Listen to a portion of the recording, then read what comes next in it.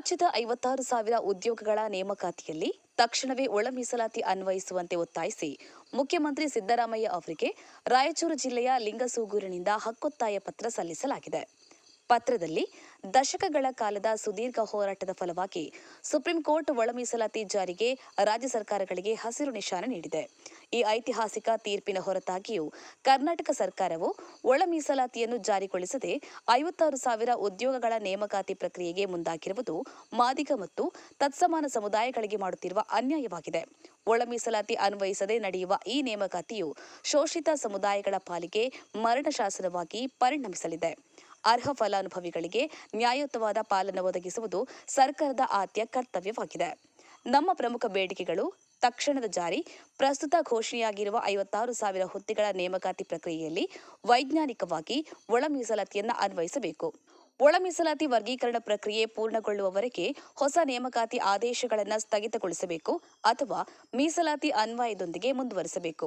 ಸಮಾಜದ ಕಟ್ಟಕಡೆಯ ವ್ಯಕ್ತಿಗೂ ಸಾಮಾಜಿಕ ನ್ಯಾಯ ಸಿಗಬೇಕು ಎಂಬ ಆಶಯದೊಂದಿಗೆ ತಾವು ಸಚಿವ ಸಂಪುಟ ಸಭೆಯಲ್ಲಿ ತಮ್ಮ ಪರವಾಗಿ ಧ್ವನಿ ಎತ್ತಿ ಸರ್ಕಾರವು ತನ್ನ ನಿರ್ಧಾರವನ್ನು ಬದಲಿಸುವಂತೆ ಒತ್ತಾಯಿಸಬೇಕೆಂದು ಮಾದಿಗ ಒಳ ಮೀಸಲಾತಿ ಹೋರಾಟ ಸಮಿತಿಯ ಪರವಾಗಿ ವಿನಂತಿಸಿಕೊಳ್ಳುತ್ತೇವೆ.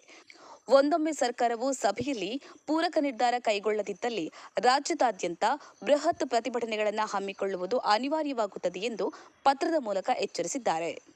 ಬಸಲಿಂಗಪ್ಪ ಗುಡಿಮನಿ, ಜೈ ಭೀಮ್ ನ್ಯೂಸ್ 24x7. ಇದು ಬಹುಜನರ ನ್ಯಾಯಕ್ಕಾಗಿ. ಪರಿಶಿಷ್ಟ ಜಾತಿಗೆ 15% ಇತ್ತು, ಪರಿಶಿಷ್ಟ ಪಂಗಡಕ್ಕೆ 3% ಇತ್ತು, ಮತ್ತು 32% ಹಿಂದುಳಿದ ವರ್ಗಗಳಿಗೆ ಇತ್ತು.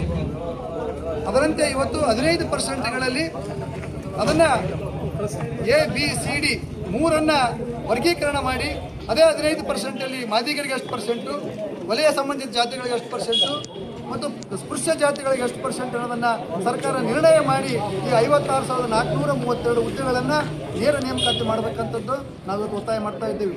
ಒಂದು ವೇಳೆ ಇದನ್ನೇ ಮುಂದುವರಿಸಿದರೆ ಇಡೀ ಮಾದಿಗ ಸಂಬಂಧಕ್ಕೆ ತಲತಲಾಂತರದಿಂದ ಅನ್ಯಾಯ ಆಗ್ತದೆ ಅನ್ನೋದನ್ನು ನಾವು ಇವತ್ತು ಮನವರಿಕೆ ಮಾಡಿಕೊಡ್ತಾ ಇದ್ದೀವಿ. ಯಾಕಂದರೆ 56,000 ಹುದ್ದೆಗಳಲ್ಲಿ ಸುಮಾರು ಹೆಚ್ಚು ಕಡಿಮೆ ಮಾದಿಗರಿಗೆ 4,500 ಹುದ್ದೆಗಳು ಸಿಗ್ತವೆ 15%ಅಲ್ಲಿ ಮಾದಿಗರಿಗೆ ರಿಸರ್ವೇಷನ್ ಮಾಡಿದರೆ. ಆದರೆ ನೀವೇನು 15% ಓಪನ್ ಮಾಡಿದರೆ ಅಲ್ಲೆಲ್ಲೂ ಕೂಡ ಮಾದಿಗರಿಗೆ ಹುದ್ದೆಗಳು ಸಿಗಂಗಿಲ್ಲ. ಇಡೀ ಮಾದಿಗ ಜನಾಂಗ ಇವತ್ತು ಶೋಷಣೆಗೆ ಒಳಗಾಗ್ತದೆ. ಇಡೀ ಒಂದು ಜನರೇಷನ್ನೇ ಗ್ಯಾಪ್ ಆಗಿ ಆ ಸಮುದಾಯ ಇವತ್ತು ಆರ್ಥಿಕವಾಗಿ ಸಾಮಾಜಿಕವಾಗಿ ಹಿಂದುಳಿಯುತ್ತನ್ನೋದನ್ನು ನಾವು ಈ ಮೂಲಕ ಸ್ಪಷ್ಟಪಡಿಸಬೇಕಾಗ್ತಾ ಇದೆ.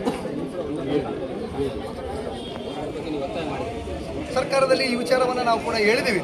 ಇವತ್ತಿನ ಸರ್ಕಾರ ನಮಗೇನು ಚುನಾವಣೆಯಲ್ಲಿ ಕಾಂಗ್ರೆಸ್ ಸರ್ಕಾರ ಭರವಸೆ ಕೊಟ್ಟಿತ್ತು ಒಳ ಮೀಸಲಾತಿಯನ್ನು ಜಾರಿಗೆ ತರ್ತವೆ ಅಂತೇಳಿ. ಇವತ್ತು ಪರಮೇಶ್ವರ್ ನಾಯಕತ್ವದಲ್ಲಿ ಒಂದು ಕಮಿಟಿಯನ್ನು ಮಾಡಿ ಅದನ್ನು ಒತ್ತಾಯ ಮಾಡಿದರು. ಸರ್ಕಾರ ಇವತ್ತು ಕೂಡ ನಮಗೆ ಸಿದ್ದರಾಮಯ್ಯ ಮತ್ತು ನಮ್ಮ ಸರ್ಕಾರದ ಮೇಲೆ ಭರವಸೆ ಇದೆ. ಈ 15%ನಲ್ಲಿ ಒಳ ಮೀಸಲಾತಿಯನ್ನು ಜಾರಿಗೊಳಿಸ್ತಾರೆ. ಇವತ್ತಿನ ಕ್ಯಾಬಿನೆಟ್ನಲ್ಲಿ ನಮಗೆ ಅದರ ಅನುಕೂಲ ಆಗ್ತದೆ, ನಮ್ಮ ಪರವಾದ ನ್ಯಾಯ ಬರ್ತದಂತ ವಿಶ್ವಾಸ ನಮ್ಮೆಲ್ಲರಿಗಿದೆ.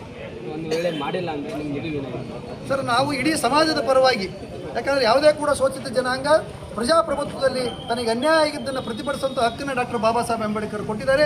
ಇವತ್ತು ನಾವು ಬಾಬಾ ಸಾಹೇಬ್ ಅಂಬೇಡ್ಕರ್ ಸಂವಿಧಾನಬದ್ಧವಾಗಿ ಕೊಟ್ಟಿರ್ತಂಥ ಹಕ್ಕನ್ನು ನಾವು ಅನಿವಾರ್ಯ ಬೀದಿಗಳಿಗೂ ಹೋರಾಟವನ್ನು ಮಾಡಿ ನಮ್ಮ ಹಕ್ಕನ್ನು ನಾವು ಪಡೆಯೋಕ್ಕೆ ಪ್ರಯತ್ನ ಮಾಡ್ತಾ ಇದ್ದೀವಿ. ಪಕ್ಷದ ಒಳಗಡೆ ಇದ್ದು ನಮ್ಮ ಹೋರಾಟವನ್ನು ನಾವು ಮಾಡಬೇಕಾಗ್ತದೆ. ಯಾಕಂದರೆ ಸಮಾಜಕ್ಕೆ ಅನ್ಯಾಯ ಆದಾಗ ಸಮಾಜವನ್ನು ಮೀರಿ ನಮಗೆ, ಯಾಕಂದರೆ ಶೋಷಿತ ಜನಾಂಗ ಪರವಾಗಿ ನಾವು ಇವತ್ತು ನಾವೆಲ್ಲ ಇರಬೇಕಾಗ್ತದೆ. ಅಂಬೇಡ್ಕರ್ ಕೂಡ ಎಲ್ರಿಗೂ ಸಮಾನ ಹಕ್ಕು ಸಮಾನ ಅವಕಾಶವನ್ನು ಕೊಟ್ಟಿದ್ದಾರೆ ಅನ್ನೋಂಥದ್ದನ್ನು ನಾವು ಅಂಬೇಡ್ಕರ್ ಸಂವಿಧಾನದ ಅಡಿಯಲ್ಲೇ ನಾವೆಲ್ಲ ಕೂಡ ಕೆಲಸ ಮಾಡ್ತೀವಿ.